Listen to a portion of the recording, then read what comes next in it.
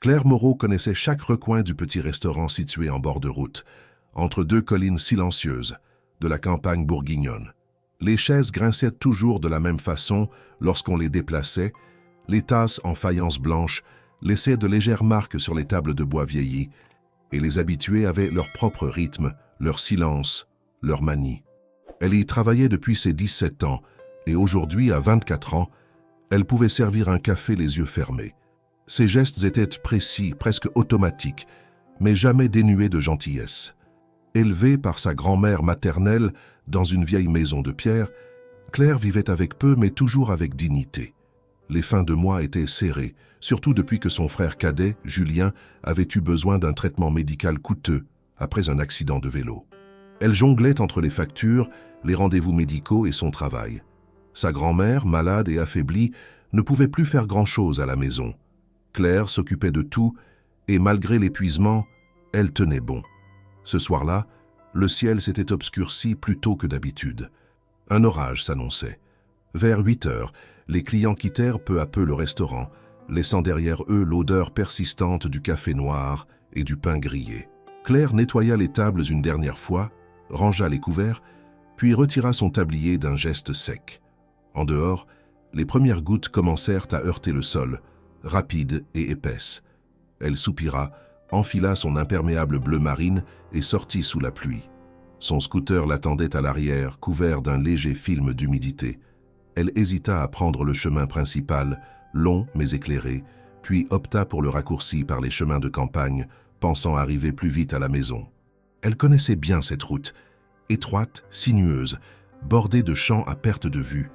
Le tonnerre gronda au loin, et elle accéléra un peu, pressée d'arriver avant que la pluie ne devienne trop forte. Mais après quelques kilomètres, elle aperçut des feux de détresse clignotants au bord du chemin.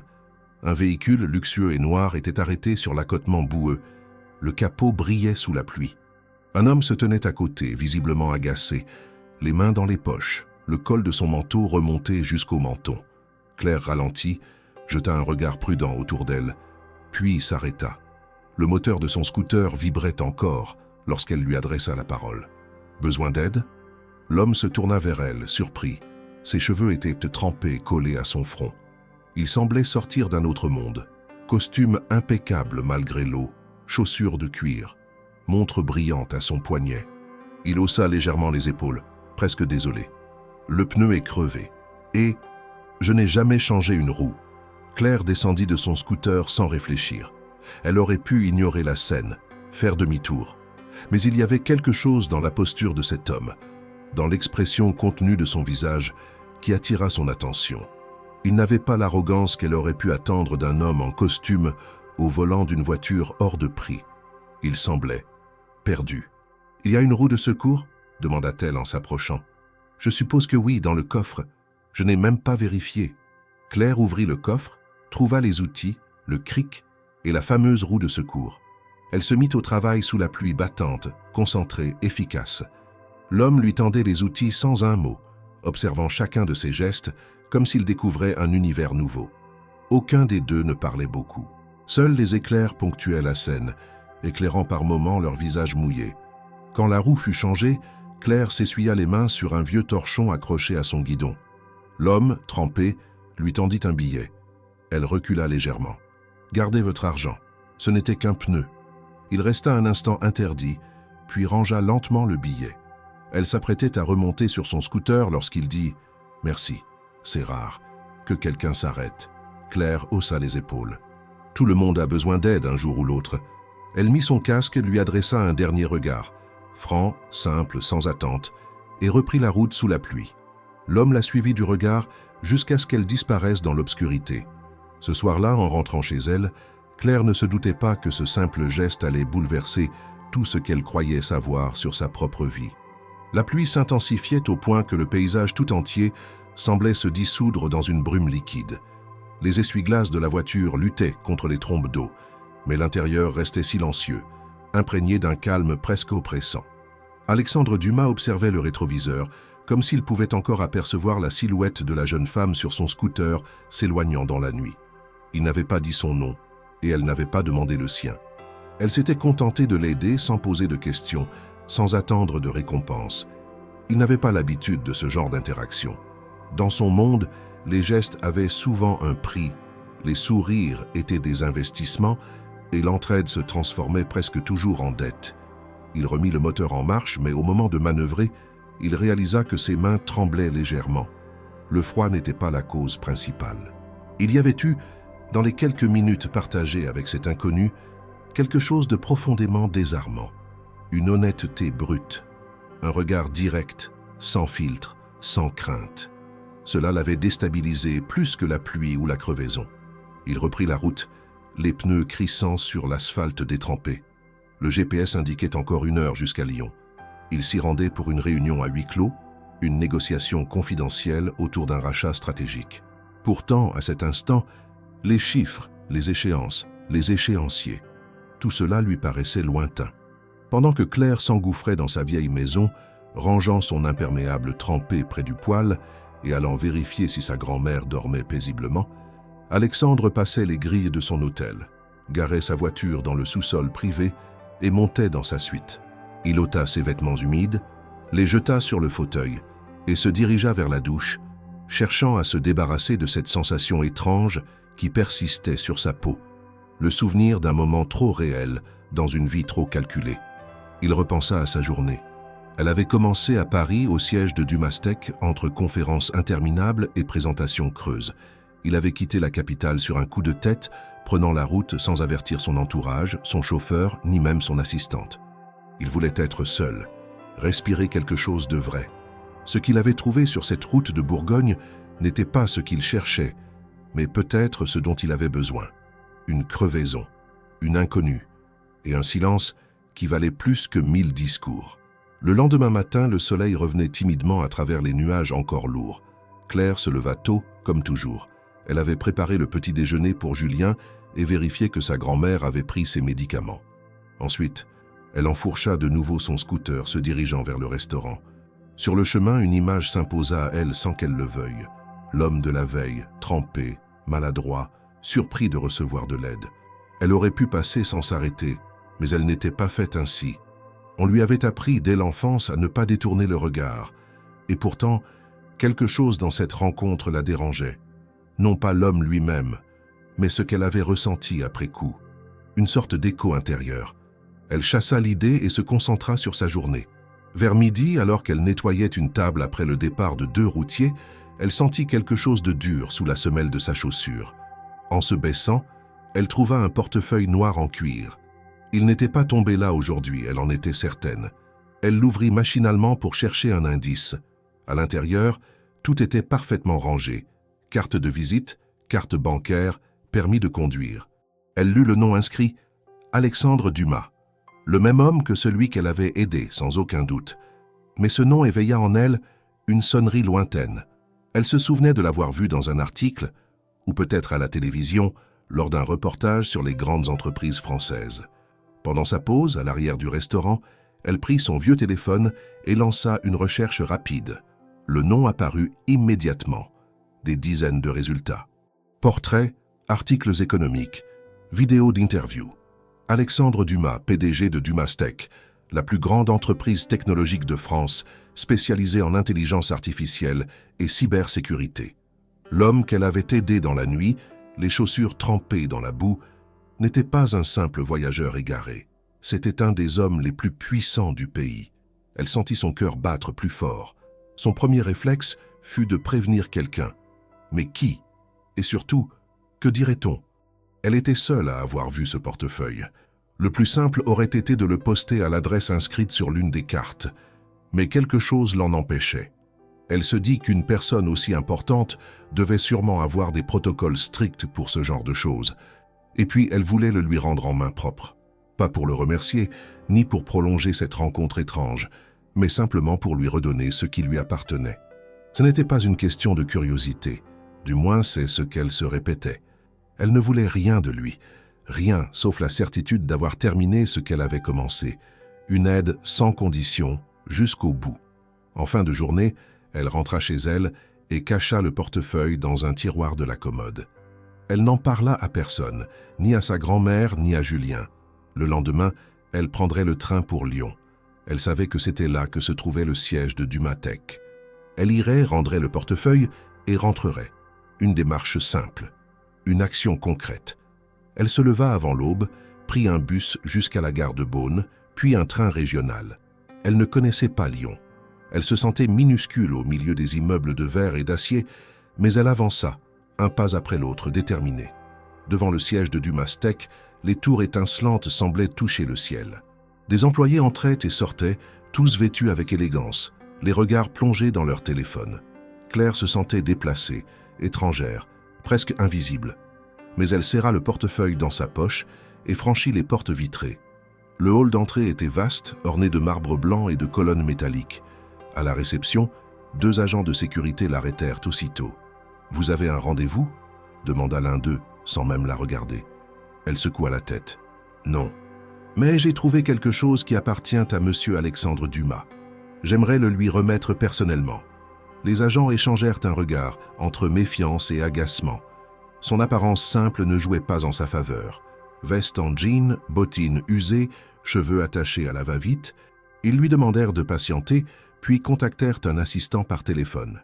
Claire attendit, debout, au bord de ce monde qui n'était pas le sien. Les minutes passèrent, interminables. Elle se demanda si elle avait bien fait de venir. Enfin, un jeune homme en costume gris apparut. Il jeta un coup d'œil à Claire, visiblement surpris, puis regarda le portefeuille qu'elle tendait. Il l'ouvrit, vérifia le contenu et pâlit légèrement. Il leva les yeux vers elle. « Restez ici, je reviens tout de suite. » Claire hocha la tête, le cœur battant. Elle ne savait toujours pas pourquoi elle ressentait une telle tension. Ce n'était qu'un objet perdu. Et pourtant, en franchissant ces portes, elle avait l'intuition tenace que plus rien ne serait comme avant. La salle d'attente où Claire avait été installée semblait sortie d'un magazine d'architecture contemporaine. Murs en béton ciré, éclairage indirect, mobilier minimaliste. Tout brillait d'une perfection glaciale, où même le silence paraissait calibré. Claire, assise sur une chaise au design trop rigide pour être confortable, serrait les genoux, les paumes moites sur son sac posé à ses pieds. Elle n'avait jamais été dans un endroit aussi impressionnant, et le contraste entre cette tour luxueuse et le petit restaurant de bord de route où elle travaillait quotidiennement la faisait se sentir presque invisible. Les employés qui passaient dans le couloir jetaient des regards furtifs vers elle, certains avec curiosité, d'autres avec une forme de dédain à peine dissimulé. 30 minutes s'écoulèrent avant qu'une porte s'ouvre au fond du couloir. Le même assistant réapparut, le visage plus calme, et lui fit un signe de tête. Claire se leva immédiatement, prenant une inspiration discrète pour masquer son appréhension. Le couloir qui menait au bureau du PDG semblait interminable. À mesure qu'elle avançait, elle percevait des fragments de conversation étouffés, des écrans diffusant des tableaux de chiffres et des mots qu'elle ne comprenait pas. L'assistant ne dit rien, se contentant de la guider jusqu'à une porte de verre opaque. Il frappa 2 fois, attendit une réponse à peine audible, puis l'ouvrit pour la laisser entrer. Le bureau était spacieux, avec une vue spectaculaire sur la ville de Lyon. Les baies vitrées laissaient entrer une lumière douce et diffuse. Assis derrière un large bureau en bois sombre, Alexandre leva les yeux de son ordinateur et la reconnut aussitôt. Son visage se détendit légèrement et il se leva pour l'accueillir. « Vous êtes venu jusqu'ici » dit-il avec un sourire surpris. « Je dois dire que je ne m'y attendais pas. » Claire hocha la tête, sortit le portefeuille de son sac et le posa sur le bureau. « Vous l'avez laissé dans votre voiture, après que je vous ai aidé l'autre soir. J'ai pensé que vous préféreriez le récupérer en personne. » Il s'approcha, prit l'objet en silence et l'ouvrit. Après avoir vérifié rapidement son contenu, il laissa échapper un léger soupir de soulagement. « Je croyais l'avoir perdu dans un autre endroit. Merci d'avoir fait tout ce chemin. Je vous dois une fière chandelle. » Claire haussa les épaules. Elle se sentait mal à l'aise dans ce décor. Le luxe, les meubles impeccables, le ton mesuré des échanges. Tout cela lui donnait l'impression d'être un personnage déplacé dans un film qui ne lui appartenait pas. « Ce n'était rien, vraiment, » répondit-elle. « Je vais vous laisser. » Mais avant qu'elle ne puisse se détourner, Alexandre fit un pas vers elle. « Attendez, je voulais vous dire, ce que vous avez fait l'autre soir, peu de gens l'auraient fait. S'arrêter sur cette route, sous cette pluie. Et aujourd'hui encore, vous n'étiez pas obligé. » Claire ne sut quoi répondre. Elle n'aimait pas être mise en avant, encore moins par quelqu'un comme lui. Il y avait dans sa voix une sincérité qui la désarmait, mais aussi une distance naturelle, presque inscrite dans sa manière d'être. Il appartenait à un autre monde, un monde où les mots étaient choisis, pesés, parfois même calibrés pour un effet. Et pourtant, à cet instant, il ne semblait pas jouer de rôle. Elle s'apprêtait à lui dire au revoir quand il reprit la parole. « Vous travaillez dans ce restaurant sur la départementale, n'est-ce pas ?»« Oui, depuis plusieurs années. »« Et vous vivez à proximité ?»« Pas très loin. Avec ma grand-mère et mon petit frère. » Il hocha la tête, pensif. Claire remarqua alors que son regard s'était adouci. Il ne la regardait plus comme une étrangère, mais comme une personne, quelqu'un d'unique. Cela lui parut à la fois réconfortant et perturbant. « Je ne veux pas paraître insistant, » dit-il soudain, « mais accepteriez-vous de déjeuner avec moi un de ces jours, sans obligation, simplement pour discuter ?» Claire écarquilla légèrement les yeux. Elle ne s'attendait pas à une telle proposition. Son instinct lui criait de refuser. Trop étrange, trop inhabituel. Mais une partie d'elle, la plus curieuse, la plus intrépide, voulait comprendre pourquoi un homme comme lui, à la tête d'un empire technologique, s'intéressait à une serveuse de campagne. Elle ne répondit pas tout de suite. Alexandre, sentant son hésitation, ajouta simplement « Je vous laisse mon numéro. Si vous changez d'avis, envoyez-moi un message. » Il griffonna quelques chiffres sur un petit carton de visite, puis le tendit vers elle. Claire le prit sans un mot, le glissa dans sa poche, puis le remercia poliment avant de quitter le bureau. Une fois dans l'ascenseur, elle sentit son cœur battre plus vite. Ce n'était pas de la peur, plutôt une forme d'adrénaline confuse, le pressentiment qu'un pas avait été franchi. Elle descendit les étages sans regarder les chiffres s'égrener. À la sortie, le soleil frappait les vitres des immeubles, aveuglant les passants. Dans le train du retour, elle sortit le carton de visite de sa poche et le tourna entre ses doigts. Elle ne savait pas quoi penser. Il n'avait pas été désagréable, ni prétentieux. Il n'avait rien exigé, juste proposé. Et pourtant, la méfiance l'habitait. Les hommes comme lui ne s'intéressaient pas aux filles comme elle, pas sans arrière-pensée. Elle s'en voulait de penser ainsi, mais elle avait vu trop de choses, trop de mensonges. Sa mère aussi avait eu des illusions, des promesses non tenues. Et cela n'avait mené qu'à sa disparition trop précoce. Le train ralentit à l'approche de Beaune. Claire rangea le carton, prit son sac et descendit sur le quai désert. Elle n'avait pas encore décidé ce qu'elle ferait. Mais une chose était sûre, elle ne regrettait pas d'avoir rendu le portefeuille en main propre. Il était important pour elle de faire les choses à sa manière, jusqu'au bout, même si cela l'avait menée dans un univers qui ne lui appartenait pas. Pendant ce temps, au dernier étage de la tour du Matec, Alexandre était resté seul, assis devant la grande baie vitrée. Il tenait son portefeuille entre les mains, mais son esprit était ailleurs. Il repensait à chaque détail de cette jeune femme. Son regard droit, ses gestes simples, son refus catégorique de l'argent. Ce genre de rencontre ne se produisait pas 2 fois. Et il le savait. Le matin suivant, la lumière traversait les rideaux usés de la chambre de Claire, réveillant doucement la pièce modeste où elle dormait encore enroulée dans une couverture trop fine pour l'automne qui approchait.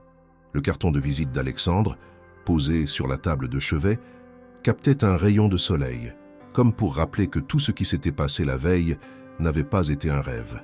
Elle ouvrit les yeux lentement, encore alourdie par le voyage, mais son premier réflexe fut de regarder ce petit bout de papier. Elle n'y avait pas encore répondu, pas plus qu'elle n'en avait parlé à quiconque. Ce n'était pas de la peur, mais une prudence instinctive. Trop de promesses dans un monde trop éloigné du sien. Julien dormait encore, sa respiration régulière venant de la chambre d'à côté. Claire se leva, enfila un pull et descendit préparer le petit déjeuner. Tout dans cette maison lui rappelait sa mère, les photos jaunies sur le mur, les vieux livres sur l'étagère, les odeurs familières de pain grillé et de café tiède. Sa grand-mère, assise à la table avec un châle sur les épaules, leva les yeux vers elle avec un sourire tendre, mais fatigué. Claire lui parla peu, préférant garder pour elle ce qu'elle avait vécu. Elle ne voulait pas inquiéter la vieille femme avec des détails sur un monde si éloigné du leur. Ce jour-là, elle retourna au travail comme si de rien n'était. Le restaurant était presque vide en début de service, et la routine reprit ses droits. Les commandes de café noir, les œufs sur le plat, les discussions banales entre routiers. Mais malgré la banalité des gestes, son esprit restait ailleurs. Elle se surprit plusieurs fois à penser à Alexandre. Pas à son statut, pas à sa richesse, mais à la façon dont il avait posé sa question. sans pression, sans arrogance, comme s'il voulait sincèrement apprendre à la connaître. Elle ne savait pas si elle devait y croire. Le lendemain, en fin d'après-midi, poussée par une impulsion qu'elle ne sut expliquer, elle décida de lui envoyer un message. Un simple merci, sans promesse, sans attente. À sa grande surprise, il répondit en quelques minutes. Le ton était neutre mais cordial. Il n'insistait pas, ne posait pas de questions. Il semblait comprendre qu'elle avait besoin de temps. Et cela, en soi, la déstabilisa. Elle s'était attendue à plus d'insistance, à un comportement typique d'un homme de pouvoir. Mais il gardait ses distances, et cette retenue éveillait en elle une forme de curiosité nouvelle. 2 jours plus tard, alors qu'elle rentrait du travail, elle trouva une enveloppe déposée dans sa boîte aux lettres. Aucune adresse d'expéditeur, simplement son nom écrit avec une écriture soignée. À l'intérieur, une lettre très brève signée d'Alexandre l'invitait à venir le voir de nouveau, sans obligation, mais avec une date et une heure précises. Il précisait que tout serait prêt pour l'accueillir à la réception, qu'elle n'aurait qu'à se présenter. Le ton était presque amical, sans la moindre trace de formalisme excessif. Le matin du rendez-vous, Claire hésita longuement devant sa penderie. Elle n'avait rien d'élégant, rien qui puisse correspondre à un cadre aussi formel que le siège de Dumatec. Elle finit par choisir une robe simple, noire, qu'elle n'avait portée que 2 fois. Elle attacha ses cheveux en queue de cheval, se maquilla à peine et quitta la maison sans dire à sa grand-mère où elle allait. Elle ne voulait pas devoir expliquer quoi que ce soit avant d'en comprendre elle-même le sens. Le trajet jusqu'à Lyon fut silencieux. Elle fixait le paysage sans vraiment le voir, son esprit tournant en boucle autour de toutes les questions sans réponse. Pourquoi elle? Pourquoi cette insistance discrète? Que voulait-il vraiment? Elle descendit du train avec les jambes légèrement tremblantes, puis marcha jusqu'à la tour Dumatec. Elle reconnut l'imposante façade, les mêmes vitres brillantes, la même sensation d'être minuscule. Cette fois, elle entra avec un mélange de détermination et d'appréhension. Mais rien ne se passa comme prévu. À la réception, 2 nouveaux agents de sécurité la stoppèrent net. Elle donna son nom, montra la lettre, expliqua qu'elle avait été invitée.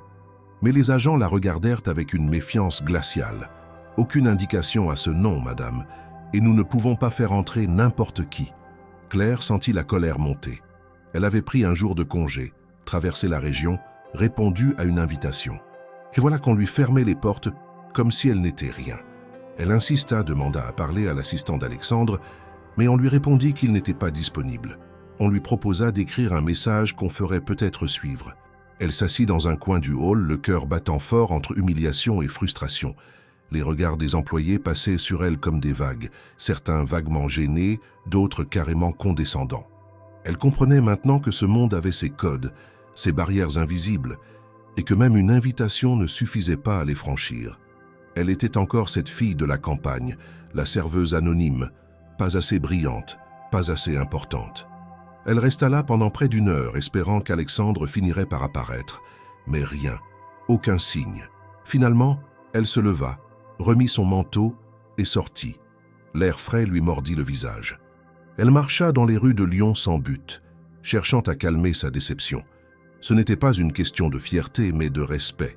Elle n'attendait pas qu'on la traite comme une invitée d'honneur, mais elle refusait d'être traitée comme une intruse. Sur le chemin du retour, elle se promit de ne plus se laisser entraîner dans un monde qui ne voulait pas d'elle. Elle n'avait pas besoin de ce genre de complications. Elle avait une vie modeste, mais elle était à elle. Et pourtant, en montant dans le train, elle ne put s'empêcher de jeter un dernier regard vers la tour, comme si quelque chose, malgré tout, la retenait encore. Le retour à la maison fut silencieux. Claire garda son visage tourné vers la vitre du train. Les paysages défilaient sans qu'elle ne s'y attarde. L'herbe était haute dans les champs, les toits en ardoise brillaient sous le soleil, mais rien de tout cela ne parvenait à calmer le sentiment d'amertume qui lui nouait la gorge. Elle ne comprenait pas pourquoi on l'avait convoquée si ce n'était pour l'ignorer. Pire encore, elle ne comprenait pas pourquoi elle y avait cru, pourquoi elle s'était donné tant de mal pour se rendre dans un lieu où, visiblement, elle n'était pas la bienvenue. Tout ce qu'elle avait tenté de faire, c'était rendre un portefeuille et répondre à une invitation faite avec un ton qu'elle avait jugé sincère. Mais la façon dont on l'avait traitée à l'accueil la ramenait à une vérité plus rude. Dans cet univers où tout était régi par les apparences, elle n'avait pas sa place. Elle arriva chez elle en fin de journée, éreintée. Sa grand-mère était dans le salon, tricotant lentement, et Julien lisait à voix basse dans sa chambre. Claire ne dit rien. Elle se contenta de poser son sac, d'ôter ses chaussures et de s'asseoir à la table de la cuisine. Le calme habituel de leur maison lui faisait du bien, mais un coin de son esprit refusait de se laisser apaiser. Elle aurait pu laisser cette histoire-là, tourner la page, oublier ce nom, cette entreprise, cette rencontre inattendue. Mais quelque chose résistait. Ce n'était pas de l'orgueil, ni même de la curiosité. C'était un besoin d'équité. Elle n'acceptait pas l'injustice de s'être déplacée pour rien, sans même une explication. Le lendemain, elle retourna au restaurant, reprit sa routine sans commenter ce qui s'était passé. La patronne lui demanda si elle avait pris un bon jour de congé. Claire se contenta d'un sourire évasif. Elle nettoya les tables, servit les cafés, encaissa les additions. Pourtant, au fond d'elle, une question continuait de tourner. Pourquoi l'avait-on convoquée pour ensuite l'ignorer? Cette interrogation resta sans réponse jusqu'au début de l'après-midi. Alors qu'elle alignait des verres propres sur l'étagère, le téléphone du restaurant sonna. La voix de la patronne résonna dans la cuisine quelques secondes plus tard. « Claire, il y a un appel pour toi. » Un homme qui dit s'appeler Dumas. Claire sentit son cœur s'accélérer. Elle s'essuya les mains, traversa la salle et prit le combiné un peu hésitante. « Allô ? Claire, c'est Alexandre. Je viens de découvrir ce qui s'est passé à la réception. J'ai été retenu en réunion toute la matinée et on ne m'a informé de votre présence qu'après votre départ. Je suis sincèrement désolé. » Sa voix n'était ni hautaine ni formelle. Elle était presque pressée, tendue, comme s'il tentait de réparer quelque chose qu'il savait irréparable. Vous m'aviez envoyé une invitation. Et pourtant, personne n'était au courant à l'accueil. On m'a fait attendre, puis on m'a ignoré. Je sais, et je m'en veux. Je ne voulais pas que vous viviez ça. Ce n'est pas comme ça que je traite les gens qui comptent pour moi. Claire resta silencieuse un instant. Elle ne savait pas quoi répondre à cette phrase. Compter pour lui, elle, une simple serveuse rencontrée sur le bord d'une route. Ce n'est pas mon monde, dit-elle finalement. Je me suis sentie déplacée, jugée dès l'instant où j'ai franchi la porte. Et pourtant, vous êtes la seule personne en qui j'ai eu confiance ces derniers mois. Vous avez fait quelque chose que personne n'aurait fait. Vous ne m'avez rien demandé en retour. Vous m'avez regardé sans évaluer ce que je valais. Je n'oublie pas ça. Il y eut un silence. Claire sentit sa main trembler légèrement sur le combiné. Elle n'était pas habituée à ces paroles. Elle n'était pas habituée à qu'un homme comme lui parle avec autant de franchise. « Puis-je venir vous voir ?» demanda-t-il soudain. « Ici ? Au restaurant ? Oui ? Ou ailleurs, si vous préférez. Mais j'aimerais vous revoir sans intermédiaire, sans bureau, sans badge. » Claire hésita puis répondit d'une voix basse. « Je termine à 17 heures. Parfait, je serai là. » Elle raccrocha, encore secouée par l'appel. Le reste de la journée passa dans une sorte de flou. Elle ne dit rien à ses collègues, mais à l'intérieur, l'attente montait. À 17 heures, elle ôta son tablier, rangea ses affaires et s'assit à la table près de la vitrine. Quelques minutes plus tard, une berline noire s'arrêta devant le restaurant. Alexandre en sortit, seul, vêtu simplement, sans costume, sans cravate. Il entra, chercha Claire du regard et s'approcha avec un sourire qui semblait sincèrement soulagé. « Merci de m'avoir attendu, dit-il en s'asseyant en face d'elle. « Vous m'avez appelé, répondit-elle. Je ne voulais pas fuir sans comprendre. » Ils commandèrent 2 cafés. Le silence entre eux n'était pas pesant. Il était dense, comme si chacun cherchait les mots justes. Puis Alexandre parla, les yeux fixés sur la tasse. « Je vis entouré de gens qui veulent quelque chose de moi. Argent, pouvoir, opportunité. Je n'ai plus confiance. Mais avec vous, j'ai senti quelque chose de différent. Pas un intérêt, pas une attente, juste un geste humain. » Claire baissa les yeux, gênée. Elle ne savait pas quoi dire. Ce n'était pas dans sa nature d'accepter les compliments. Elle se contentait de faire ce qu'elle estimait juste. « Je suis une personne simple, dit-elle. Je ne joue pas de rôle. Ce que vous avez vu, c'est ce que je suis. » Il acquiesça lentement, comme s'il savait déjà cela. « Et c'est précisément pour cela que j'ai voulu vous revoir. Pour une fois, j'aimerais que ma vie se remplisse de gens vrais. » Elle le regarda longuement, cherchant à déceler la moindre trace de manipulation. Mais il n'y en avait pas, ou du moins, elle ne l'apercevait pas. Ce qu'elle voyait, c'était un homme fatigué mais lucide, conscient de ses privilèges autant que de leur poids. « Alors pourquoi moi ?» insista-t-elle. « Parce que vous êtes resté vous-même, même quand tout vous poussait à faire autrement. » Leurs regards se croisèrent, et dans ce silence-là, il n'y avait plus ni différence sociale, ni statut, ni méfiance. Il n'y avait que deux êtres humains, assis face à face, découvrant qu'une route boueuse et une nuit de pluie avaient créé un lien que ni l'un ni l'autre n'avaient vu venir. Et dans ce regard échangé, quelque chose se posa doucement entre eux. Pas une promesse, pas un espoir, juste un respect. Peut-être la seule base solide pour ce qui allait suivre.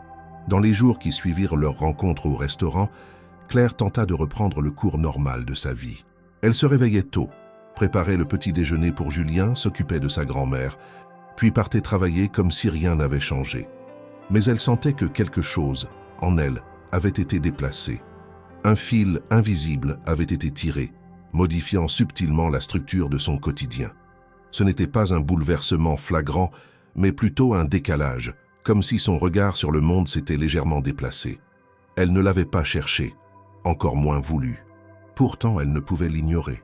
De son côté, Alexandre avait repris ses fonctions à la tête de Dumas Tech avec l'efficacité et le contrôle qui faisaient sa réputation. Réunions, dossiers confidentiels, décisions stratégiques. Il dirigeait avec une précision presque chirurgicale ses collaborateurs obéissant sans poser de questions. Mais derrière cette façade intacte, quelque chose le travaillait. L'image de Claire revenait à lui de manière insistante. Son regard franc, son silence plein de sens, la simplicité de ses gestes. Cela faisait longtemps qu'il n'avait pas été en présence de quelqu'un qui n'attendait rien de lui. Cela faisait encore plus longtemps qu'il n'avait pas eu envie de revoir quelqu'un pour une autre raison que professionnelle ou mondaine. Il commença à lui écrire des messages, toujours brefs, toujours respectueux. Parfois, il lui demandait comment allait Julien, d'autres fois, il lui racontait un détail insignifiant de sa journée, comme s'il cherchait un prétexte pour maintenir ce fil tendu entre eux. Claire répondait avec parcimonie, souvent après de longues hésitations. Elle ne voulait pas se laisser entraîner dans quelque chose qu'elle ne maîtrisait pas. Elle savait que les mondes qu'ils habitaient étaient différents, presque incompatibles. Ce n'était pas seulement une question d'argent ou de mode de vie. C'était une question de langage, de priorité, de rythme, de valeur. Elle ne voulait pas se perdre dans un univers où elle aurait à changer pour être acceptée. Ce tiraillement intérieur se renforça le jour où une voiture noire aux vitres teintées se gara devant le restaurant, en plein service de midi. Un homme en costume en sortit, s'approcha du comptoir et demanda à parler à Claire. Il s'agissait d'un assistant personnel d'Alexandre. Il lui remit une enveloppe sans un mot de plus, puis repartit. À l'intérieur, une invitation manuscrite. Alexandre lui proposait un dîner à Paris, dans un restaurant discret du 16e arrondissement, précisant qu'il viendrait lui-même la chercher si elle le souhaitait. Il n'y avait pas d'attente exprimée, pas de condition, juste une proposition. Claire resta longtemps à fixer la feuille, incapable de décider. Son instinct lui disait de refuser. Tout cela allait trop vite, trop loin. Mais une autre voix en elle, plus calme, plus ténue, lui rappelait que refuser ce moment, ce contact, ce lien fragile, c'était peut-être aussi se fermer à quelque chose de rare. Elle en parla à personne, ni à ses collègues, ni à sa famille. Elle garda la lettre dans son sac, comme un secret trop lourd pour être partagé. Pendant ce temps, au sommet de la tour Dumas Tech, les rumeurs commençaient à circuler. Des conseillers d'Alexandre, des membres de son entourage professionnel, s'inquiétaient de son intérêt pour une inconnue. Un PDG de son rang ne pouvait se permettre d'être vu en compagnie d'une serveuse de campagne, disait-il à demi-mot. Cela ferait désordre, cela nourrirait les tabloïds, cela éroderait la crédibilité d'un homme dont chaque geste était interprété. Certains allèrent jusqu'à lui conseiller d'abandonner toute forme de contact. D'autres, plus sournois, commencèrent à surveiller les mouvements d'Alexandre, prenant soin de glaner le moindre détail sur Claire, son passé, sa famille, comme si elle était une menace potentielle. Alexandre, cependant, ne se laissa pas intimider. Il savait parfaitement ce que signifiait son geste. Il connaissait les codes de son milieu, les conséquences médiatiques, les interprétations biaisées. Mais il s'en moquait. Il avait vu, chez Claire, une sincérité que rien ne pouvait imiter. Et cela valait, à ses yeux, bien plus que l'image qu'il renvoyait aux investisseurs. Pour la première fois depuis des années, il agissait sans calcul, sans stratégie. Et cela le faisait se sentir vivant. Le jour du dîner arriva. Claire n'avait toujours pas donné de réponse. Mais en fin d'après-midi, après son service, Elle prit une décision qui la surprit elle-même. Elle envoya un message à Alexandre. Un simple « oui », sans majuscule, sans ponctuation. Quelques minutes plus tard, il lui répondit qu'il passerait la chercher à 19h. Elle eut à peine le temps de rentrer, de se changer, d'essayer de dompter ses cheveux. Elle opta pour une robe qu'elle n'avait plus mise depuis un mariage familial, des chaussures simples, un manteau long. Lorsqu'elle descendit de la maison, la voiture l'attendait déjà. Alexandre sortit pour lui ouvrir la portière, sans cérémonie. Le trajet jusqu'à Paris se déroula dans une atmosphère étrange, ni tendue ni détendue. Ils parlaient peu, mais chaque mot semblait peser, chargé d'un sous-entendu que ni l'un ni l'autre n'osait encore formuler. À leur arrivée, le restaurant les accueillit avec discrétion. Le lieu était feutré, élégant, sans ostentation, loin des lieux trop exposés où se rendaient habituellement les figures publiques. Mais à peine étaient-ils assis que Claire sentit les regards. Discrets, mais présents. Des hommes en costume, des femmes aux bijoux scintillants. Certains la fixaient à peine un instant, d'autres la détaillaient sans retenue. Elle n'était pas dupe. Elle voyait dans ses regards une forme de mépris poli, une évaluation silencieuse, comme si elle était un phénomène curieux dont il fallait juger la présence. Elle sentit son dos se raidir, son souffle se raccourcir. Alexandre, face à elle, semblait en percevoir chaque mouvement, mais ne disait rien. Il attendait, respectait son rythme. Le repas commença. Elle goûta à peine les plats, trop tendue pour savourer quoi que ce soit. Mais peu à peu, à mesure que la conversation avançait, que les mots se faisaient plus naturels, elle commença à se détendre. Alexandre parlait de son enfance à Marseille, de son parcours, des sacrifices qu'il avait faits. Elle, plus réservée, ne livra que des fragments de son histoire. Pourtant, malgré l'écart évident entre leurs vies, une forme de compréhension commençait à naître. Ce n'était pas de l'attirance facile, c'était plus subtil, plus rare, une reconnaissance mutuelle. Mais en sortant du restaurant, alors qu'ils marchaient vers la voiture, Claire aperçut un flash. Un photographe, posté à quelques mètres, venait de les prendre en photo. Elle n'eut pas le temps de réagir. Alexandre la fit monter rapidement dans la voiture. Durant tout le trajet, aucun des deux ne parla. Et ce silence-là, cette fois, était plus lourd que les autres. Car ils savaient tous deux que ce moment, aussi discret eût-il été, allait être interprété, commenté, disséqué, et que le prix à payer ne tarderait pas à se faire sentir. Le lendemain matin, Claire fut réveillée par un bruit inhabituel. Sa grand-mère, qui ne regardait presque jamais la télévision, était devant l'écran du salon, le son légèrement plus fort que d'habitude. La voix d'un journaliste, grave et posée, énonçait des mots qui ne lui échappèrent pas. Le PDG de Dumastec aperçu hier soir en compagnie d'une inconnue. Claire resta figée un instant dans l'embrasure de la porte, ses cheveux encore humides de la douche. Elle s'approcha lentement. Sur l'écran, une photo mal cadrée d'Alexandre ouvrant la portière d'une voiture, Claire juste derrière, surprise par le flash. Elle portait sa robe sombre, les cheveux relevés. Le commentaire se poursuivait. Selon certaines sources, la jeune femme serait une serveuse d'une petite ville de Bourgogne. La voix s'éteignit dans son esprit. Claire n'écoutait déjà plus. Elle sentit une chaleur étrange monter dans sa poitrine. Ce n'était pas de la honte ni même de la peur, mais un mélange troublant de gêne et de colère. Elle ne s'était pas exposée. Elle n'avait rien cherché. Elle avait accepté un dîner, une simple conversation, et voilà qu'elle devenait un sujet de curiosité publique. La grand-mère se tourna vers elle avec inquiétude, mais Claire n'ajouta rien. Elle coupa la télévision d'un geste sec et retourna s'enfermer dans sa chambre. Au travail, ce fut pire. Dès qu'elle entra dans le restaurant, elle sentit les regards. Certains clients chuchotaient, d'autres la fixaient sans dissimulation. Un collègue lui glissa une remarque, prétendant plaisanter. « Alors, tu changes de ligue maintenant ?» Claire ne répondit pas. Elle fit son service avec une concentration froide, évitant les conversations inutiles, se concentrant sur les tâches mécaniques.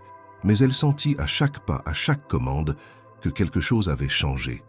Elle n'était plus simplement Claire, la serveuse discrète. Elle était devenue celle qui est sortie avec le PDG. Et ce poids-là, elle n'en voulait pas. Plus tard dans l'après-midi, elle reçut un message d'Alexandre. Court, direct, inquiet. Il voulait s'assurer qu'elle allait bien. Elle ne répondit pas tout de suite.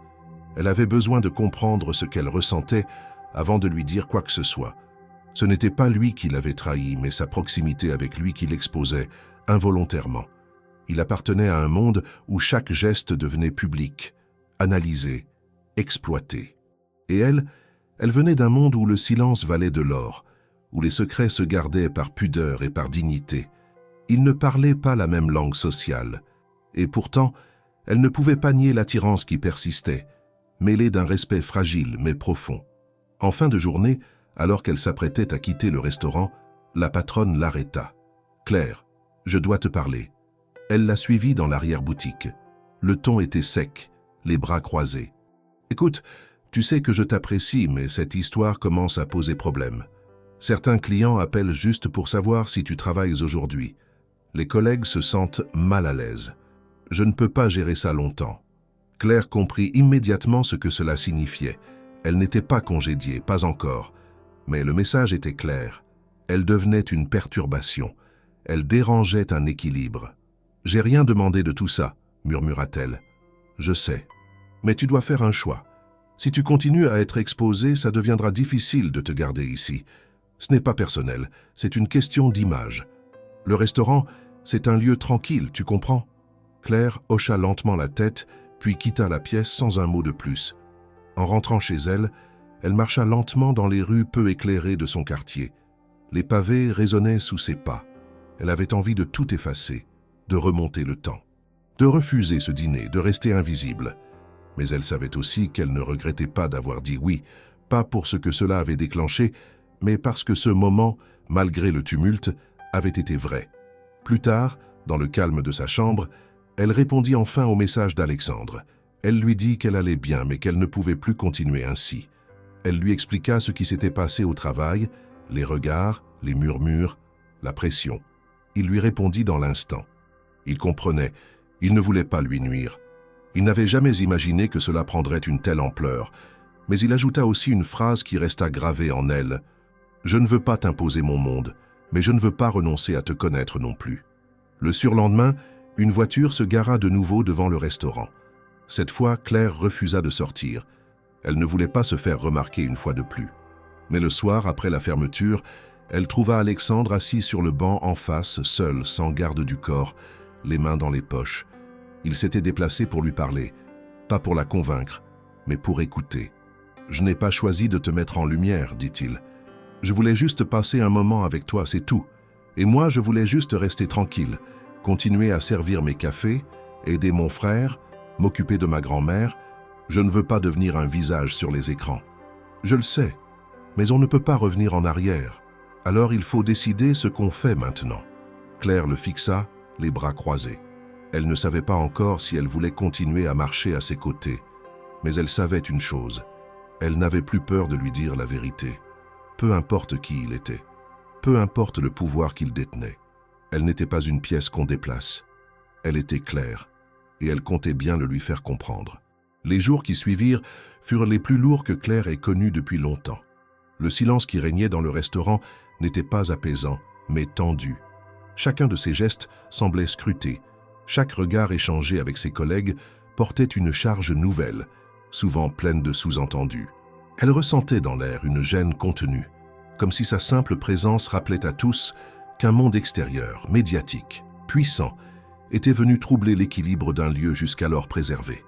Elle aurait voulu pouvoir se fondre de nouveau dans l'anonymat, redevenir cette figure familière et discrète du service du matin, mais quelque chose avait été brisé et elle en payait maintenant le prix. La pression devint plus tangible lorsque 2 clientes régulières d'un certain âge demandèrent ouvertement à parler au propriétaire. Claire n'entendit pas la conversation, mais les regards qu'elles lui lancèrent en sortant du restaurant suffirent à lui faire comprendre que sa présence était maintenant perçue comme un élément dérangeant. Elle devenait un sujet, un objet de commérage. Non plus seulement la fille qui avait aidé un inconnu, mais la serveuse de la photo, celle que les gens pointaient du doigt dans la rue ou dont on prononçait le nom avec une moue mêlée d'étonnement et de jugement. Le plus difficile fut de constater que même ses collègues, ceux avec qui elle partageait les longues heures de service, commençaient à s'éloigner. L'une d'elles, avec qui elle échangeait souvent des confidences sur la vie, les soucis, les rêves modestes, devint subitement distante. Les plaisanteries d'avant cessèrent, les sourires aussi. Une froideur s'installa, insidieuse, pas agressive mais constante. Claire tenta à plusieurs reprises de ramener un semblant de normalité, de forcer une conversation, mais chaque tentative tombait à plat. Un soir, en quittant le travail, elle retrouva un mot glissé sous l'essuie-glace de son scooter. Une feuille froissée, écrite à la main, sans signature. Les mots étaient simples, mais cruels. « Retourne là d'où tu viens ». Elle resta un long moment figée, incapable de réagir. Elle serra le papier dans sa main, le jeta dans une poubelle, puis démarra son véhicule sans un mot. Ce n'était pas la première fois qu'elle subissait une forme d'hostilité, mais jamais avec cette intensité. Ce qu'elle vivait n'était pas une dispute, ni un conflit personnel. C'était une forme de rejet social, provoqué par quelque chose qu'elle n'avait ni demandé ni contrôlé. À la maison, la situation n'était guère meilleure. Sa grand-mère avait commencé à poser des questions, inquiète de la tournure que prenaient les événements. Julien, bien qu'encore jeune, avait entendu des commentaires à l'école, des remarques de camarades, des sous-entendus qu'il ne comprenait pas toujours, mais qui le perturbaient. Claire tenta de minimiser l'impact, de rassurer chacun, mais elle sentait que le foyer lui-même commençait à se fissurer sous la pression extérieure. Elle passait de plus en plus de temps enfermée dans sa chambre, les volets clos, son téléphone en mode silencieux. Alexandre, de son côté, continuait à lui écrire. Des messages sobres, toujours respectueux, mais teintés d'une inquiétude sincère. Il proposa à plusieurs reprises de la retrouver, de parler, de lui offrir un soutien. Claire refusa, poliment mais fermement. Elle avait besoin de temps, de distance. Elle ne voulait pas que son identité se définisse à travers cette relation. Elle avait besoin de reprendre pied avant de décider si elle voulait encore faire partie de cet univers. Un soir, alors qu'elle rangeait une étagère dans la chambre de sa mère, une pièce restée presque intacte depuis sa disparition, elle trouva une boîte en carton, pleine de papiers, de carnets, de lettres anciennes. En fouillant, elle tomba sur une enveloppe jamais ouverte, à son nom. Elle la reconnut immédiatement. L'écriture était celle de sa mère. Le papier était jauni, l'encre un peu fanée. Elle l'ouvrit, les mains tremblantes. La lettre datait de plusieurs années auparavant, écrite peu de temps avant la mort de sa mère. Les mots étaient simples, mais chargés d'émotions. Sa mère y parlait de ses peurs, de ses regrets, mais aussi de son amour inconditionnel pour ses enfants. Une phrase attira particulièrement l'attention de Claire. « Si un jour tu sens que tout le monde te regarde de travers, rappelle-toi que tu es libre de faire tes choix. Ne laisse personne t'enfermer dans une image qu'il a créée pour toi. Le courage, ce n'est pas d'être aimé par tous, c'est de continuer à être soi-même quand le monde te pousse à te cacher. » Claire relut ces mots plusieurs fois. Ils résonnaient avec une justesse bouleversante. Sa mère avait compris quelque chose que, jusqu'à ce jour, elle-même avait tenté d'ignorer.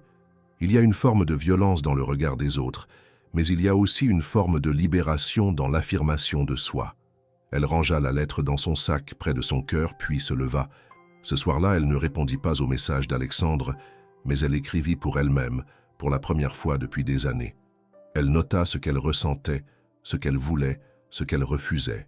Ce n'était pas une décision finale, mais c'était une forme de reprise de contrôle.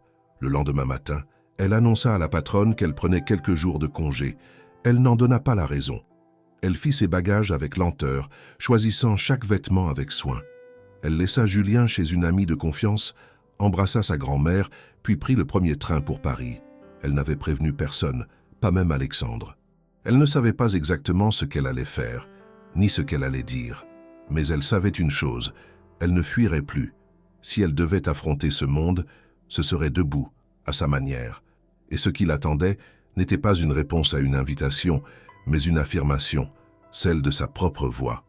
Le train roulait à vive allure vers Paris, emportant Claire loin des ruelles familières de sa petite ville, des murs de pierre de sa maison d'enfance et de l'étroitesse d'un monde où l'on ne pardonnait pas à une serveuse d'avoir été vue en compagnie d'un homme de pouvoir. Assise près de la fenêtre, elle gardait la tête tournée vers le paysage qui défilait sans fin. Mais ce n'étaient pas les collines ou les gares qu'elle observait, c'étaient ses pensées qui défilaient, précises, tranchantes, parfois douloureuses. Dans la poche intérieure de son manteau, elle avait rangé la lettre de sa mère, celle retrouvée par hasard dans une boîte oubliée, et dont les mots simples avaient réveillé quelque chose qu'elle croyait éteint en elle. Ce n'était pas de la nostalgie, mais une forme de lucidité née du manque. L'absence de sa mère n'avait jamais cessé de peser, mais ce jour-là, cette absence lui donnait une direction. Arrivée à la gare de Lyon, Claire ne prit pas immédiatement la sortie. Elle resta un moment dans le hall, entourée par le bruit de la foule, les annonces des trains, les valises à roulettes qui heurtèrent les carreaux. Elle s'adossa à un pilier, sortit la lettre, la relut encore une fois. Chaque mot semblait avoir été écrit pour ce moment précis. Ce n'était pas une prophétie, mais une expérience mise en partage.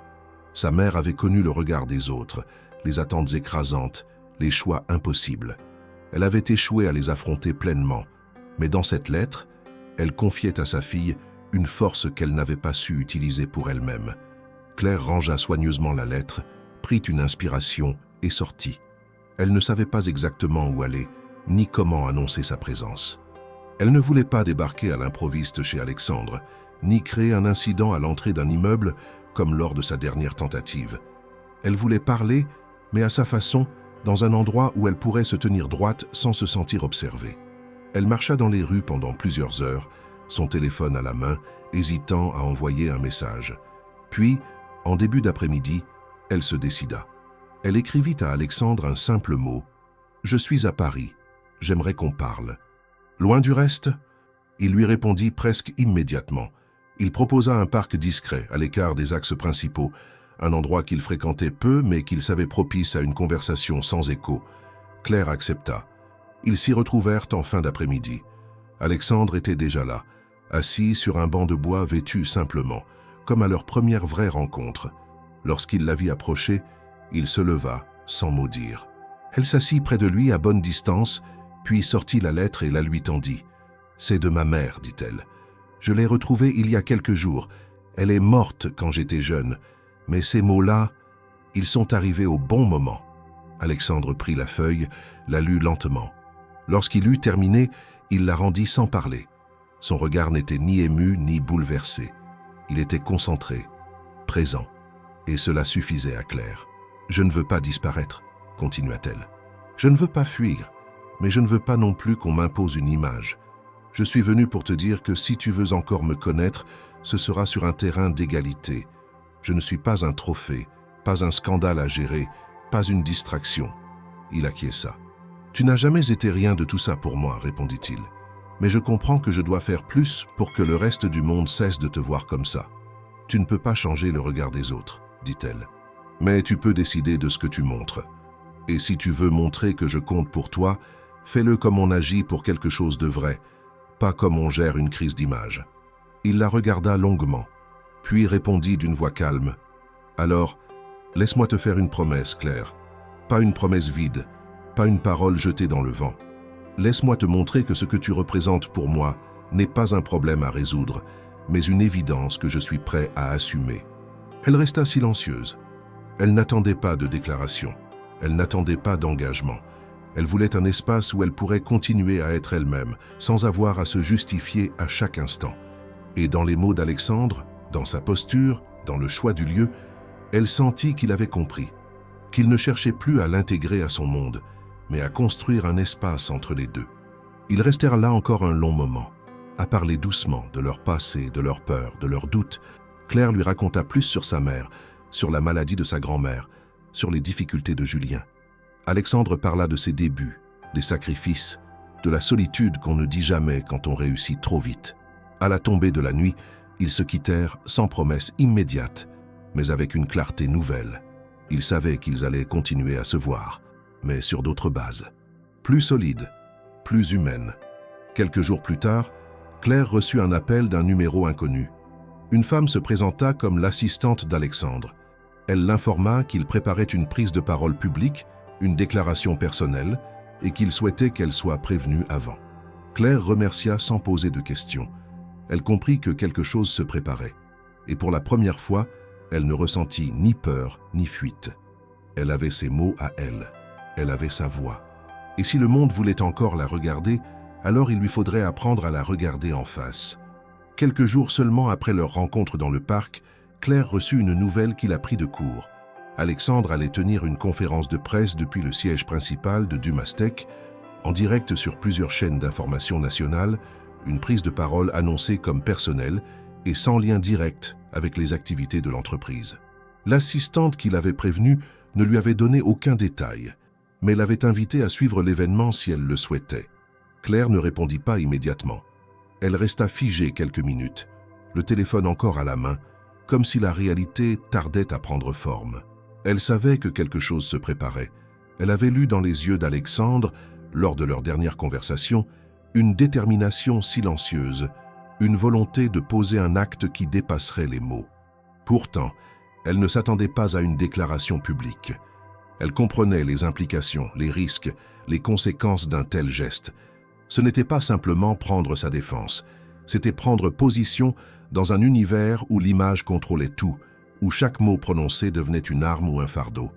Le jour de la conférence, Claire décida de ne pas rester chez elle. Elle ne voulait pas entendre les commentaires de ses voisins, ni subir les regards de ceux qui prétendaient ne pas s'intéresser aux médias, tout en surveillant chaque fait et geste d'autrui. Elle se rendit dans un café discret, situé dans une ruelle tranquille, où elle savait que personne ne la reconnaîtrait. Elle s'installa dans un coin isolé, dos à la salle, face à un petit écran suspendu au mur. À l'heure dite, la retransmission commença. Le journaliste introduisit l'événement avec les formules habituelles, puis l'image se fixa sur Alexandre, seul derrière un pupitre, sans logo d'entreprise, sans décor sophistiqué. Il portait une chemise simple, sans cravate, les manches légèrement relevées. Son regard était direct, calme, sans détour. Il commença par quelques mots sur la pression médiatique, sur les jugements hâtifs, sur la manière dont certaines histoires prennent vie sans que leurs protagonistes n'aient leur mot à dire. Puis il leva les yeux vers la caméra et dit « J'ai rencontré une femme, pas dans un salon professionnel, pas dans une réception officielle, mais au bord d'une route, sous une pluie battante, alors que j'étais seul et démuni face à une panne stupide.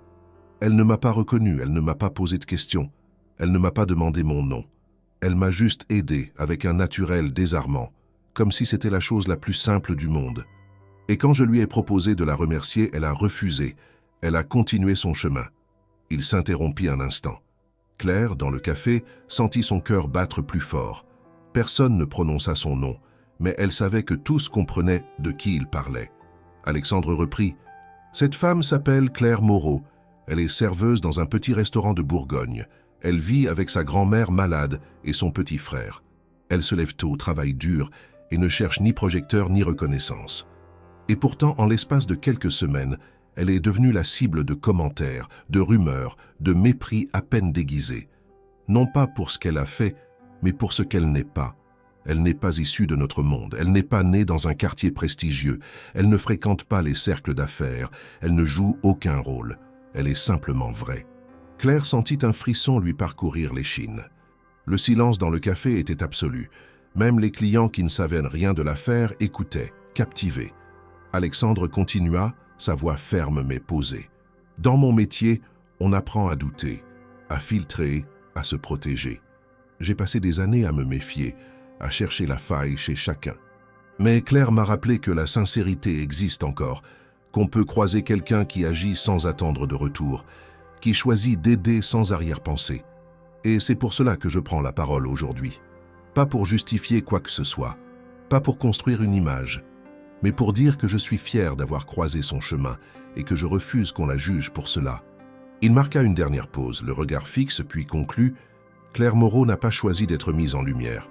Mais moi, je choisis de ne pas la laisser seule dans l'ombre, parce que parfois, ce sont les personnes les plus discrètes qui portent les plus grandes vérités. » Il se retira sans répondre à aucune question, laissant la salle muette de stupeur. Claire, de son côté, resta immobile un long moment, la gorge nouée. Elle n'avait pas versé une larme, mais quelque chose en elle s'était relâché. Ce n'était pas un discours romantique, ce n'était pas un appel à l'émotion, c'était un geste, un acte public qui disait plus qu'un bouquet de fleurs ou une invitation en grande pompe. Alexandre avait posé une pierre, il avait pris un risque, et elle savait ce que cela signifiait dans son monde. En sortant du café, Claire eut la surprise de ne croiser aucun regard accusateur. Les rares passants semblaient absorbés par leur téléphone. Certains commentaient déjà la conférence. Mais cette fois, il n'y avait ni ricanement, ni curiosité malsaine. Peut-être que les mots d'Alexandre avaient ouvert une autre lecture. Peut-être que, dans cet univers bruyant, la vérité avait brièvement percé. Elle rentra chez elle le soir même, fatiguée mais apaisée. Sa grand-mère l'attendait dans le salon, le poste allumé. Elle ne dit rien, mais lui tendit une main. Claire la serra sans mots. « Dans la chambre plus tard, elle regarda de nouveau l'enregistrement, seule. Et pour la première fois depuis le début de cette histoire, elle se sentit regardée non pas comme un sujet, mais comme une personne. Rien de plus, rien de moins. Après la conférence d'Alexandre, la vie de Claire connut une accalmie étrange, comme un silence qui succède à un orage. Ce n'était pas le calme habituel de ces journées passées entre le restaurant et les tâches domestiques, mais un silence tendu, suspendu. Elle avait été vue nommée, reconnue devant toute la France, et pourtant ce qu'elle ressentait n'était pas la fierté. C'était une forme de gravité. Le geste d'Alexandre avait été fort, sincère, courageux, mais il avait aussi provoqué une bascule. Plus personne ne pourrait prétendre qu'elle n'était qu'une rencontre de passage. À présent, elle comptait, et elle savait que ce nouveau statut allait de pair avec une responsabilité à laquelle elle ne s'était pas préparée. Elle continua à travailler encore quelques jours au restaurant, mais l'atmosphère avait changé. Les clients la regardaient autrement. Certains lui adressaient des sourires, d'autres des commentaires maladroits, mais tous la traitaient comme quelqu'un dont l'histoire dépassait désormais les frontières de leur village. Elle ne se sentait plus à sa place, non pas par mépris, mais parce qu'elle ne pouvait plus prétendre que rien n'avait changé. Le poids du regard d'autrui, même bienveillant, devenait une gêne constante. Puis vint un nouveau message d'Alexandre. Il souhaitait la voir, mais pas pour parler d'eux. Il avait une proposition à lui faire, quelque chose de différent, de plus vaste. Il ne s'agissait pas d'un rendez-vous sentimental, mais d'une rencontre pour discuter d'un projet. Claire accepta sans trop réfléchir. Elle voulait comprendre ce qu'il avait en tête, et surtout, elle voulait le voir en dehors des cadres exceptionnels. Il lui proposa de se retrouver à Lyon, dans une ancienne fabrique réhabilitée, où il avait installé un pôle expérimental de Dumastec, un lieu moins formel, plus proche du terrain. Lorsqu'elle arriva sur place, il l'attendait devant l'entrée. Il l'accueillit avec un sourire franc, sans effusion. Ils se saluèrent comme deux personnes qui se respectent, sans mise en scène. Il lui proposa une visite rapide du site. Ils traversèrent plusieurs espaces où de jeunes ingénieurs travaillaient sur des technologies sociales, de la robotique d'assistance, des outils pédagogiques pour les enfants défavorisés. Claire observait tout cela avec attention, sans feindre l'émerveillement. Elle posait des questions simples mais pertinentes, et Alexandre y répondait avec clarté, heureux de voir qu'elle ne jouait pas un rôle. Une fois la visite terminée, ils s'installèrent dans une pièce vitrée sobre, avec vue sur un petit jardin intérieur. Alexandre prit la parole avec un calme étudié. « Je veux te proposer quelque chose, Claire, pas en tant que PDG, pas en tant qu'homme intéressé par toi, mais en tant que personne qui croit que tu peux changer la vie de bien d'autres. » Elle le regarda avec prudence. « Je t'écoute. J'ai réfléchi. Depuis notre première rencontre, je me demande ce que ça aurait changé si j'avais été un autre homme, un inconnu sans argent. Et la vérité, c'est que tu m'aurais aidé quand même, parce que tu es faite comme ça. Tu n'attends rien, tu agis parce que c'est juste. C'est cette manière d'être qui manque à notre époque. Alors voilà ce que je veux te proposer. Lançons ensemble un projet social, un programme d'aide aux jeunes en situation de précarité, ici, en Bourgogne ou ailleurs. Je fournirai les moyens, la structure, mais j'aimerais que tu en sois la tête, le visage, et que tu construises ce projet selon ta vision, sans obligation. Tu seras libre de refuser, bien sûr. » Claire sentit sa respiration s'accélérer. L'idée la touchait. Elle y voyait une continuité naturelle de ce qu'elle faisait déjà à sa manière depuis des années, aider, accompagner, tendre la main. Mais elle mesurait aussi ce que cela impliquait. S'engager dans un tel projet, c'était quitter le restaurant. C'était renoncer à une vie connue, stable, rassurante. C'était aussi s'exposer de nouveau, avec des attentes, des responsabilités, des échecs possibles. « Pourquoi moi ?» demanda-t-elle. « Parce que tu sais ce que c'est que de manquer. Parce que tu n'as jamais triché. Parce que tu connais la valeur des choses simples. Et parce que je crois que tu peux porter cette mission mieux que n'importe quel professionnel que je pourrais engager. » Elle se tut un long moment. Les mots de sa mère résonnaient encore en elle, comme une mélodie lointaine. « N'aie pas peur de suivre ton cœur, même s'il te mène là où tu n'es jamais allé. » Elle pensa à Julien, à sa grand-mère, à la fatigue qui l'habitait depuis des années, et elle pensa aussi à ce que cela représenterait pour les autres, pour ceux qu'on oublie, qu'on laisse au bord du chemin. « Et si je refuse ?» demanda-t-elle. « Alors je le ferai quand même, » répondit Alexandre. « Ce projet existera, avec ou sans toi. Mais je préférerais que ce soit toi. parce que c'est toi qui m'as donné envie de le créer. » Elle se leva, marcha lentement vers la baie vitrée, observa les jeunes dehors qui testaient un prototype sur une table, puis elle se retourna. « J'ai besoin de temps. Prends-le. » Ils se quittèrent peu après, sans promesse. Claire rentra chez elle avec un sac de doutes, mais aussi une énergie nouvelle. Pour la première fois depuis longtemps, elle sentait qu'elle avait devant elle un choix qui ne lui était pas imposé, mais qu'elle devait assumer. Elle prit 3 jours pour réfléchir. Elle parla à sa grand-mère, sans entrer dans les détails. Elle écouta Julien lui raconter son école, ses rêves d'enfant, et elle pensa à cette version d'elle-même qu'elle n'avait pas encore osé devenir. Le 4e jour, elle appela Alexandre. « J'accepte, dit-elle simplement, mais à mes conditions. Je veux pouvoir rester qui je suis. Je ne porterai pas de costume. Je ne changerai pas ma manière de parler. Je ne ferai pas semblant d'être quelqu'un d'autre. Si ça te convient, alors on y va. » La voix d'Alexandre à l'autre bout du fil ne trembla pas. C'est exactement ce que j'espérais. Et ainsi, sans fanfare, sans grande cérémonie, commença un projet qui allait transformer non seulement leur relation, mais aussi la vie de bien d'autres. Claire n'était plus spectatrice. Elle n'était plus seulement une fille prise dans un tourbillon médiatique. Elle devenait actrice d'un changement réel, pas pour l'image, pas pour la gloire, mais parce qu'elle avait décidé que cela comptait, parce qu'elle avait compris que dire oui parfois peut être un acte de résistance. Lorsqu'elle déclara son accord à la proposition d'Alexandre, Claire ressentit une combinaison étrange de soulagement et de gravité. Ce n'était pas un engagement léger, mais une promesse tacite qu'elle entendait tenir à sa manière. Dès le lendemain matin, elle se rendit au restaurant comme d'habitude, serra la main de sa grand-mère, embrassa Julien avant qu'il ne parte pour l'école, puis monta dans son scooter sous un ciel bleu, presque indifférent à ce qu'elle traversait. Elle avait accepté quelque chose, mais elle ne voulait pas que cela définisse tout. Elle voulait continuer à marcher avec les pieds sur terre. À l'usine désaffectée transformée en antenne sociale du projet, elle rencontra pour la première fois l'équipe qu'Alexandre avait rassemblée. Des travailleurs sociaux, des ingénieurs, des responsables pédagogiques, des volontaires de la région. Ils l'accueillirent poliment, mais avec respect. Les regards qu'ils posèrent sur elle n'étaient pas ceux d'une célébrité, mais ceux d'une personne désormais investie d'une tâche. Elle sentit le poids de cette image, la tête d'un projet, mais aussi sa liberté intacte, car depuis le début, elle avait exigé qu'on accepte ses conditions. Rester elle-même, parler simplement, agir sans faux semblant. Les premiers jours furent rythmés par des réunions, des visites sur le terrain, des échanges avec des jeunes, accompagnés de repérage des espaces à réhabiliter pour accueillir des ateliers, une bibliothèque de proximité, des cours de soutien, des activités de loisirs créatifs. Claire découvrit un nouveau rythme.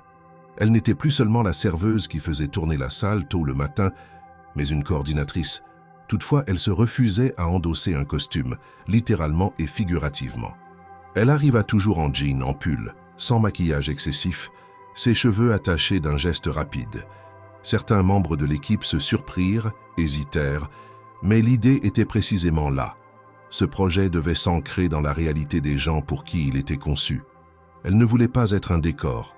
Les habitants du secteur, d'abord curieux puis attentifs, accueillirent l'initiative avec prudence. On lui adressait des sourires timides, on l'interrogeait sur ce qu'elle envisageait. Lors d'une réunion publique organisée dans la salle des fêtes d'un village proche, elle prit la parole. Elle parla d'abord de sa vie, des difficultés de sa famille, de son travail à mi-temps. Elle ne cita pas le nom d'Alexandre. Elle ne parla pas de la conférence ni des médias. Elle parla de jeunesse en difficulté, de routes oubliées, de besoins concrets. Elle proposa un calendrier d'action, une équipe locale, un partenariat avec des associations existantes. Elle ne devait rien prouver. Elle proposait simplement de faire. À la fin, une vieille dame assise au premier rang lui prit la main. Dans son regard, il n'y avait pas de jugement, mais une reconnaissance. Ce geste marqua davantage que 1000 discours. Pendant ce temps, les médias avaient changé de tonalité. Peu à peu, les articles ne parlaient plus seulement de la serveuse et du PDG, mais du projet social lancé par la jeune femme de Bourgogne avec l'appui de Dumatec. Ce glissement ne la rendit ni célèbre ni importante selon ses propres mots, mais il signala une mutation. Elle n'était plus l'objet d'un récit, mais une actrice. Cette transformation lui permit de respirer. Elle n'avait plus l'impression de finir son service du matin sous les regards et chuchotements, mais de commencer une journée avec un but, Alexandre, de son côté, s'effaça. Il restait attentif, présent, mais en coulisses. Il fit en sorte que les décisions opérationnelles soient confiées à Claire, qu'elle garde la liberté de choisir le visage du projet. Il ne l'imposa jamais. Cette attitude renforça sa confiance. Elle vit en lui non pas seulement un soutien financier ou un mentor, mais un partenaire respectueux. Le soir, après une journée de terrain, ils se retrouvèrent parfois pour un simple dîner, sans annonce, sans flash photo. Ils parlaient de l'avancement du projet, de leurs doutes. Ils riaient parfois. Elle le connaissait désormais au-delà de la façade publique puissante. Il la connaissait au-delà de la serveuse qui avait changé une roue sous la pluie. Dans ces instants, le monde extérieur s'éloignait. Julien, de son côté, commençait à comprendre. Il avait demandé à sa sœur « Est-ce que c'est notre vie maintenant ?» Elle l'avait pris dans ses bras et répondu « Non, mais ça fait partie de notre vie. » Elle ne voulait pas que sa famille soit absorbée dans cette histoire. Elle voulait que Julien reste lui-même, que sa grand-mère garde sa routine. Elle adaptait son emploi du temps pour être disponible. Elle mesurait chaque décision à l'aune de ce qu'elle avait toujours voulu. Prendre soin, rester proche, ne pas délaisser ses racines. Des obstacles surgirent. Certains bailleurs de fonds temporisèrent leur soutien. Des contraintes administratives retardèrent l'ouverture d'un des centres. Des critiques discrètes apparurent dans la presse locale, évoquant un possible coup de communication. Claire répondit par l'action. Elle passa un samedi entier à accueillir un groupe de jeunes, à organiser un atelier de réparation de vélos dans un hangar. Elle salua chaque volontaire, expliqua ce qu'il faisait, écouta les retours. À la fin, un garçon d'à peine 16 ans lui dit qu'il ne savait pas quoi faire de sa vie, mais qu'après cette journée, il se sentait utile. Claire sentit une émotion simple, authentique. Pas de grand discours, juste cette phrase qui portait tout. « Merci, madame. » Elle répondit « Appelle-moi Claire. » Et dans ce regard neuf, elle trouva la confirmation que son oui n'était pas naïf. Le soir, elle rentra chez elle épuisée, mais heureuse d'être en accord avec elle-même. Elle retrouva la maison, l'odeur du café de grand-mère, la voix douce de Julien. Elle ne parlait pas du projet. Elle ne voulait pas que cela devienne toute sa vie. Elle voulait que ce soit un chemin parmi d'autres. Et ce soir-là, elle s'endormit en pensant que, peut-être, l'improbable avait trouvé sa place, non pas en dépit des différences, mais grâce à elle. Elle avait dit oui avec les pieds sur terre, et ce oui changeait tout. L'automne s'installait lentement sur la Bourgogne. Les feuilles recouvraient les trottoirs des petits villages, les matins devenaient plus brumeux, et l'air portait cette fraîcheur qui annonçait les changements durables. Ce fut dans cette ambiance calme et discrète que Claire inaugura le premier centre communautaire du projet qu'elle avait conçu avec Alexandre. Le bâtiment, un ancien dépôt rénové avec sobriété, ne portait ni son nom ni celui de l'entreprise. Au-dessus de la porte d'entrée, une simple enseigne en bois, Maison Claire et Sillet. Elle n'avait pas choisi ce nom. C'était un hommage spontané proposé par les jeunes du quartier, ceux-là même qui avaient passé des semaines à nettoyer les murs, peindre les volets, installer les étagères. Le jour de l'ouverture, une centaine de personnes étaient présentes. Pas de caméra, pas de discours interminables, pas de personnalité politique. Il y avait des familles, des enseignants, des bénévoles, quelques élus locaux discrets, mais surtout des enfants qui couraient dans la cour, heureux de découvrir les salles de jeu, les ateliers de dessin, la bibliothèque aux murs colorés. Claire, habillée comme à son habitude, pull beige, jean foncé, cheveux attachés, accueillait chaque visiteur avec la même attention, prenant le temps d'écouter, de remercier, de guider. Elle n'était pas une directrice, elle n'était pas une vedette. Elle était la présence rassurante qui donnait le ton au lieu, humaine, simple, authentique. Alexandre arriva en fin de matinée, sans escorte, sans costume. Il portait une veste en toile et un carnet sous le bras. Il salua quelques personnes, puis rejoignit Claire dans l'atelier principal, où elle aidait une bénévole à ranger des fournitures. Lorsqu'elle le vit, elle sourit. Un sourire vrai, sans gêne, sans jeu. Il lui tendit le carnet. Les premiers retours du comité d'évaluation. Tu verras, ils sont encourageants. Elle le prit mais ne l'ouvrit pas. Elle savait que ce qui comptait vraiment ne se mesurait pas en chiffres. Elle désigna du regard la pièce autour d'eux. Tu vois cette petite fille qui lit seule dans le coin? Elle ne parlait presque pas à l'école. Ici, elle a lu à voix haute pendant 10 minutes devant les autres hier. Et le garçon là-bas? Il a aidé un autre élève à faire un exposé. C'est ça que je voulais. Alexandre hocha la tête. Il ne répondit pas. Il savait qu'il n'avait rien à ajouter. Il s'assit près d'elle sur une chaise d'école.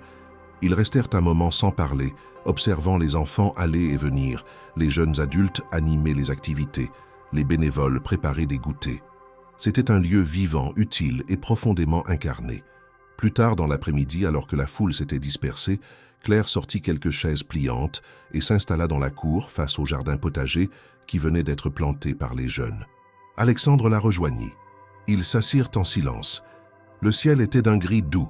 Les feuilles bruissaient doucement dans les arbres. Il n'y avait plus rien à prouver. Ils avaient fait le chemin, chacun à sa manière, et ils s'étaient retrouvés là, entre deux mondes, sur une ligne fine mais solide, tissée de confiance et d'engagement. « Tu te rends compte de ce qu'on a fait ?» demanda Alexandre après un long moment. Claire tourna la tête vers lui, légèrement amusée. « Ce n'est pas « on », c'est une centaine de personnes. C'est eux. Nous, on a juste ouvert une porte. Mais tu l'as tenue ouverte plus longtemps que la plupart l'auraient fait. » Elle haussa les épaules. Elle n'aimait pas les louanges, encore moins les éloges publics. Ce qui la tenait debout, c'était l'action. C'était le fait de voir un enfant reprendre confiance, un adolescent oser parler de ses rêves, une grand-mère proposer un atelier de tricot. Elle ne cherchait pas l'extraordinaire. Elle cultivait l'ordinaire, celui qui répare doucement. Alexandre lui tendit une main qu'elle accepta. Ils restèrent ainsi assis côte à côte, liés par un respect tranquille. Leur relation n'était ni une idylle spectaculaire, ni une passion hors norme.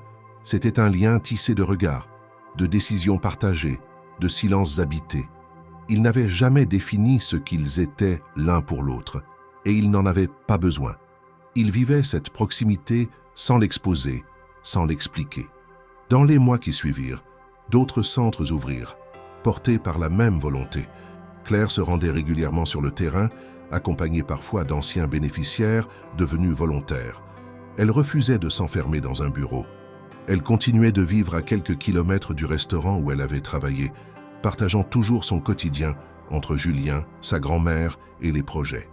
Rien n'était devenu plus facile, mais elle avait trouvé un équilibre. Alexandre, quant à lui, continua de diriger Dumastec avec rigueur, mais ses priorités changèrent subtilement. Il déléguait davantage, écoutait mieux, agissait avec une attention nouvelle. Il ne parlait jamais publiquement de Claire, mais ceux qui l'avaient croisée comprenaient vite qu'elle avait changé quelque chose d'essentiel en lui. Elle l'avait désarmé sans le combattre, simplement en restant elle-même. Et un jour, alors qu'ils marchaient ensemble dans les vignes près de Dijon, Claire s'arrêta, contempla le paysage, puis dit calmement « Tu sais, si je n'avais pas pris ce raccourci ce soir-là, rien de tout ça n'aurait eu lieu. » Il sourit. « Alors, je suis heureux que tu aies choisi de rouler sous la pluie. » Elle rit doucement. « Je ne l'avais pas vraiment choisi, c'était juste plus rapide. » Ils continuèrent leur marche, côte à côte, sans se presser. L'improbable les avait réunis. Mais ce qui les faisait tenir, ce n'était pas le hasard. C'était l'essentiel, un respect mutuel, une volonté de bâtir sans s'imposer, et la force tranquille de deux personnes que tout opposait, sauf l'essentiel.